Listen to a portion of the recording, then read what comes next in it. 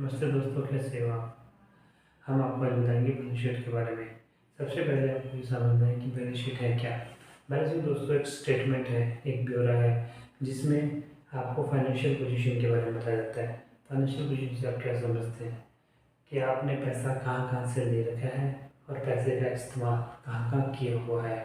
आप मतलब आप इंडिविजुअल हो सकते हो, आप बिजनेस हो सकते हो, एनी टाइप। इसमें जैसे फॉर एग्जांपल लेते हैं, आपके पर्स में 100 रुपये हैं, ठीक है। तो अगर आपको कहें कि आपके पर्स की बैलेंस शीट बताइए, तो पर्स में आपके एक साइड आएगा 100 रुपये का कैश और एक साइड आएगा कि आपने अपने पर्स को 100 रुपये दिए हैं, तो पर्स के ऊपर आपके नाम से देनदारी है, तो लाइबिलिटी साइड में आ जाएगा आपका नाम और एसेट साइड में 100 रुपये का कैश, तो बैलेंस शीट टैली हो जाती है। दूसरी महत्वपूर्ण बात, बैलेंस शीट बनाई कब जाती है।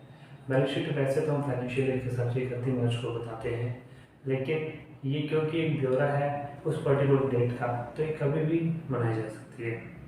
तीसरी इंपॉर्टेंट चीज़, इसमें 2 साइड्स होती हैं, एक होती है लायबिलिटी साइड, दूसरी है एसेट साइड, और इनका टोटल हमेशा बराबर मिलेगा। जैसे आप मैंने एग्जाम्पल दिया 100 रुपये वाला, उसमें 100 रुपये आपके बराबर है। मान लीजिए आप 50 रुपये उसमें से निकाल लेते हैं, तो कैश आपको कितना बचा, 50 रुपये, और आपकी देनदारी कितनी रहेगी, 50 रुपये। चलो हम आगे बढ़ते हैं, उसमें चलते हैं। लायबिलिटी साइड बेसिकली ये बताता है कि आपका पैसा बिजनेस में कहाँ कहाँ से आया है। हम एक छोटे से फ्रूट सेलर का एग्जांपल लेते हैं, जो सब्जी का और फ्रूट्स का व्यापार करता है, उसने छोटी सी दुकान लगा रखी है। उसके लिए दोस्तों ये बताइए कि सबसे पहले पैसा कहाँ से आएगा। वो लगाएगा सबसे पहले अपना पैसा, जिसको बोलते हैं कैपिटल।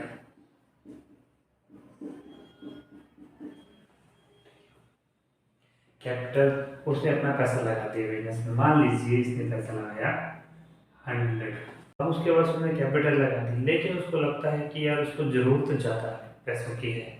उसके बाद खुद का 100 रुपया है, तो वो दूसरों से लोन लेगा, दूसरों के पास लोन लेगा, किसी बैंक के पास जाएगा, हो सकता है किसी यार दोस्त या किसी रिश्तेदार के पास जाए। तो उसमें अब 2 टाइप के लोन आते हैं। इसमें होता है एक सिक्योर्ड लोन, एक होता है अनसिक्योर्ड लोन। सिक्योर्ड जैसे कि नाम से ही आपको पता चल रहा है, ऐसा लोन है जो किसी ना किसी सिक्योरिटी के नीचे लिए जाते हैं, ठीक है। तो इसमें सिक्योर्ड लोन आपको कौन देगा, कोई बैंक दे सकता है, कोई फाइनेंशियल इंस्टीट्यूट दे सकता है, वो आपका होगा सिक्योर्ड लोन। मान लीजिए 150 रुपीज़ का आपने सिक्योर्ड लिया। अनसिक्योर्ड लोन नाम से पता चल रहा है कि ये अनसिक्योर्ड है, आपको कोई रिश्तेदार दे सकता है, कोई यार दोस्त रिलेटिव दे सकता है, तो उसमें आपका पैसा बिजनेस में आ जाएगा। मान लीजिए 50 का आपका अनसिक्योर्ड लोन है। ये दोस्तों सारे जो भी आपको तीनों आइटम बताइए, इन चीज़ों इनसे आपका पैसा बिजनेस में आएगा, तो ये बिजनेस के लिए आपके सोर्स हैं। तीसरी चीज़ है दोस्तों, तीसरी चीज़ पे चलने से पहले मैं एक चीज़ और क्लियर करना चाहूँगा कि जो नंबर 1 और नंबर 2 है, ये पैसा आपके बिजनेस में जनरली ऐसा होता है जो लंबे समय तक बिजनेस में रहे। लंबे समय की क्या डेफिनेशन है, 1 साल से ज़्यादा। क्योंकि हम फाइनेंशियल ईयर 1 साल का होता है हमारा, अप्रैल से लेकर मार्च तक, तो हमारी जो भी डेफिनेशन है वो 1 साल के ऊपर निर्भर करती है। 1 साल से ज़्यादा जो भी पैसा रुकेगा बिजनेस में, उसको बोला जाता है लंबे समय के लिए जाने की लॉन्ग टर्म लायबिलिटी। इसको हम बोल देते हैं, दोनों आइटम को, लॉन्ग टर्म लायबिलिटी, ठीक है।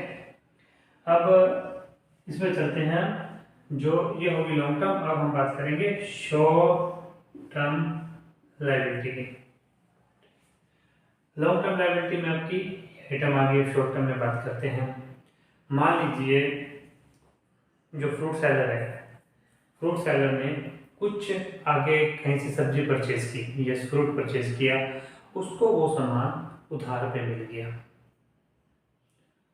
उधार पे मिल गया, तो वो उसके लिए क्या होगा, उसके देखिए वो उसके लिए आएगा फंडिंग होगी एक तरह से, क्योंकि सारा पैसा बिजनेस में आ रहा है।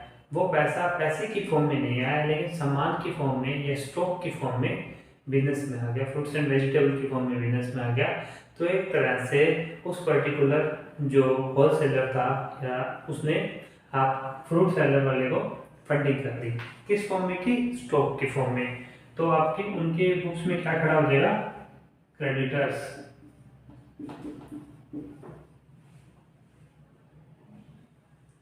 नंबर 4, अब मान लीजिए फ्रूट सेलर है, उसने एक पर्सन एम्प्लॉय किया हुआ है, ठीक है, लेकिन उसकी सैलरी, उसने 1 साल तक काम किया, लेकिन उसको सैलरी सिर्फ 10 महीनों की थी। मान लीजिए 2 महीने की भी सैलरी देनी है। अब 2 महीने की सैलरी जो देनी है, वो कहने को तो खर्चा बचा हुआ है, लेकिन वो 2 महीने की सैलरी को वो अपने बिजनेस में यूज कर पा रहा है। आप समझ रहे हैं? 2 महीने की सैलरी को अपने बिजनेस में यूज कर पा रहा है, तो वो एक तरह से उसके जो बुक्स में एज ए फंडिंग काम कर रहा है। तो कोई भी इस टाइप का खर्चा हो गया, रेंट हो गया, इलेक्ट्रिसिटी हो गया, जो जो खर्चे हो चुके हैं लेकिन अभी तक पे नहीं हुए हैं, वो सारे आपको एक तरह से फंडिंग का काम करेंगे, long term short term sources का काम करेंगे। वो आ जाएंगे आपके एक्सपेंसेस पेबल।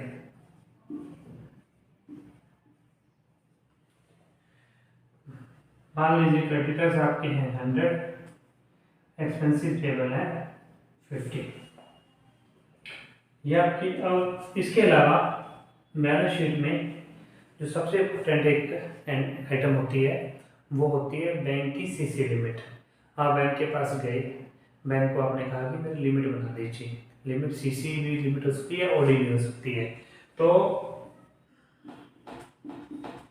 इसमें क्या है कि बैंक आपकी एक लिमिट बना देता है जो 1 साल के लिए बनती है, लेकिन साल बाय साल वो रिव्यू होती रहती है और रिन्यू होती रहती है। तो वो एक तरह से फंडिंग होगी। जो ये है, ये आपकी लॉन्ग टर्म फंडिंग रहती है।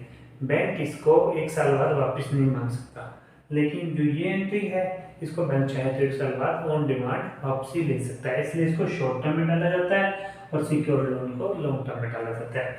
मान लीजिए ये आपकी होगी 200। तो टोटल आपका बैलेंस शीट का हो गया, तो 650 आपका बैलेंस शीट का टोटल होगा। ये लायबिलिटी साइड का टोटल है। लायबिलिटी साइड का टोटल अगर 650 है, तो एसेट साइड का भी 650 ही होगा। ऐसा क्यों होगा? क्योंकि ये जो पैसा लिया है, ये सारा पैसा सोर्सेज है और ये कहीं ना कहीं यूज होगा। मान लीजिए 650 का 650 इन्होंने कैश की फॉर्म में ले लिया, तो 650 का 650 यहाँ पे कैश क्रेडिट हो जाएगा। अब हो सकता है कि वो कैश की फॉर्म में ना हो, कैश की फॉर्म में आया हो या फर्दर यूज कर लिया हो, उससे कोई बिल्डिंग परचेज कर ली हो, उससे कोई सामान ले लिया हो, तो वो सारे यूजेज इस एसेट साइड में आ जाएंगे। हम एक 1 बाय 1 चलते हैं इसमें। इसमें बेसिकली 3 कैटेगरी हैं।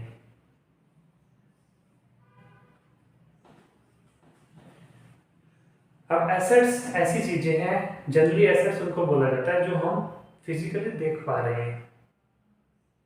इसमें आपकी 3 टाइप की कैटेगरी है। नंबर 1, एक है फिक्स एसेट। फिक्स एसेट आप मान के चलिए जो फ्रूट वेंडर है और जो सब्जियों की रेडी लगा रहा है, उसके लिए फिक्स एसेट क्या होगा? फिक्स एसेट उसके लिए होगा वो दुकान जिसमें वो बैठा है, या फिर वो रेडी जिसको वो यूज कर रहा है। उसको फिक्स एसेट इसलिए बोला जाएगा क्योंकि इन दोनों को वो सेल नहीं कर रहा, इनको बिजनेस को रन करने के लिए उसने अपने पास रखा हुआ है और लंबे टाइम के लिए रखा हुआ है, या वो इसमें जो मेजरमेंट मशीन होती है वो भी फिक्स एसेट्स का पार्ट है, तो इसमें फिक्स एसेट आ जाएगा। जैसा कि नाम से पता चल रहा है, ये हमेशा बिजनेस में आपके रहेगा और लॉन्ग टर्म के लिए पैसा रहेगा फिक्स एसेट की फॉर्म में। तो ये आप मान लीजिए 200। ये आपका जब लॉन्ग टर्म के लिए है तो ये हो गया long term uses.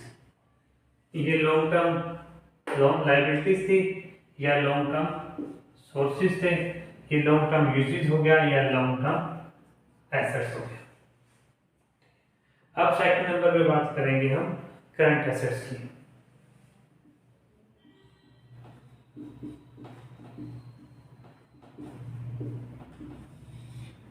Current assets कौन से एसेट्स हैं?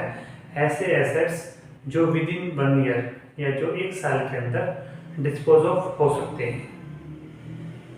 कोई भी एसेट्स जो 1 साल के अंदर डिस्पोज ऑफ हो जाएंगे तो करंट एसेट बोला जाएगा। सबसे पहले इसमें क्या आएगा? सबसे पहले जो आइटम है इसमें आएगी स्टॉक।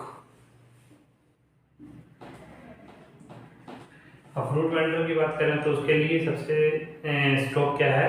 सबसे पहला स्टॉक है उसमें फ्रूट्स, जो वो डे टू डे बेच रहा है और जो उसकी फ्यूचर में सेल होता जा रहा है, वो उसके लिए स्टॉक है। स्टॉक को स्टॉक भी बोल देते हैं, इन्वेंट्री भी बोल देते हैं।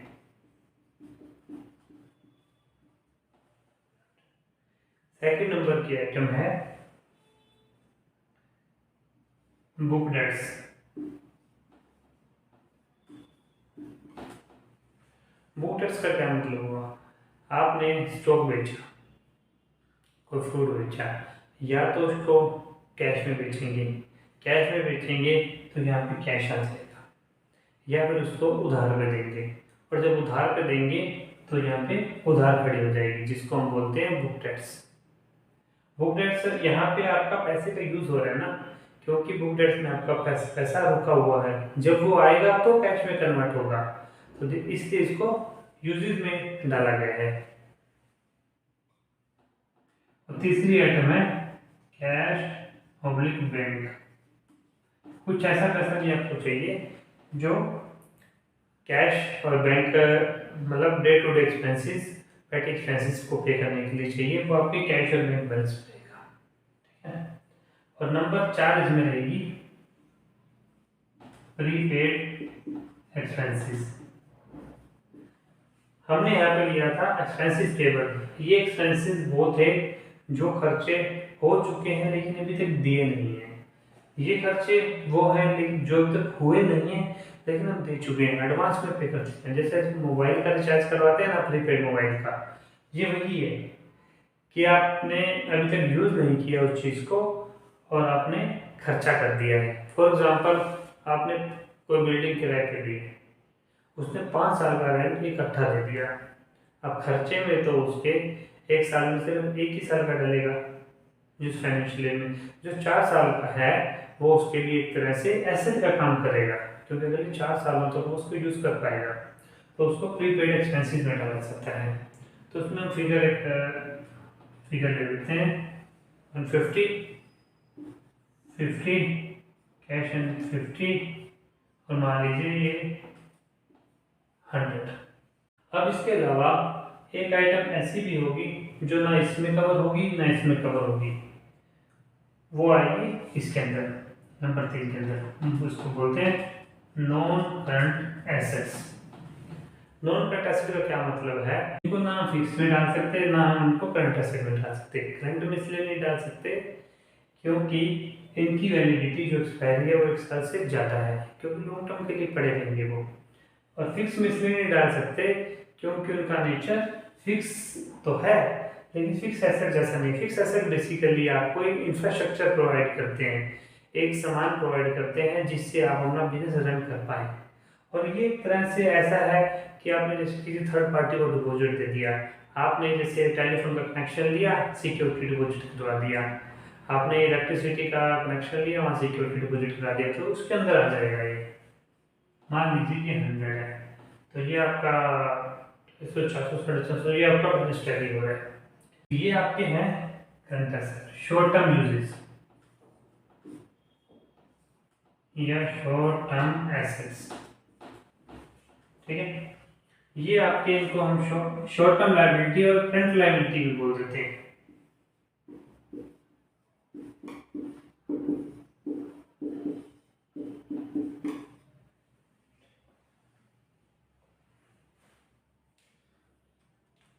दोस्तों, आपको हमारी ये वीडियो कैसी लगी आप ज़रूर बताइएगा।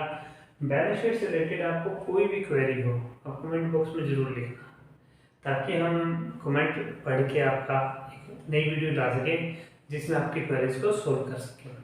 और इसके अलावा दूसरा हम जो नेक्स्ट वीडियो लेके आएंगे वो profit and loss, financial ratios, project financing, working capital calculations, इन सब पे लेके आएंगे जो आपके लिए बड़ी हेल्पफुल होगी। All the best, thank you.